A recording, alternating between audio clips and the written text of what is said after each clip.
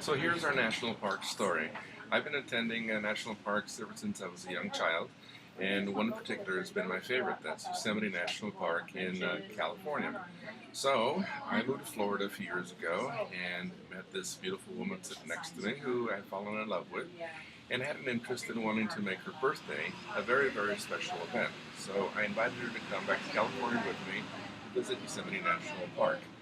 We stayed at the Awana Hotel and made it a very special stay. In addition to visiting the park, we visited some very special places in California, including Lake Tahoe and San Francisco. But the final visit was Yosemite National Park. So we needed to go to the top of Half Dome. That's been a ritual since I was a kid in Yosemite, is go to the top of Half Dome at some point during the visit. So Nancy and I decided to go hiking to Half Dome one morning, and being the avid hiker that she is, of course, she said yes.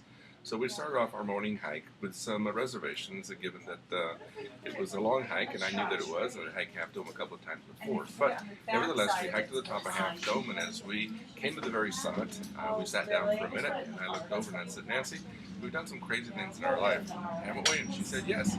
And at that point I said, well, would you like to do some additional crazy things? And she says, what do you have in mind? And so I looked at her and I said, will you marry me? And I said yes.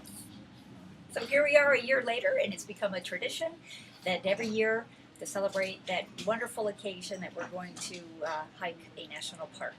So it's been great.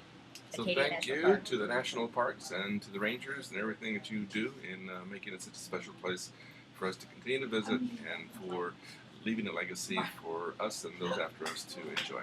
Thank you. Wow, you did. Wow, he's so good. April 20th. Oh yeah.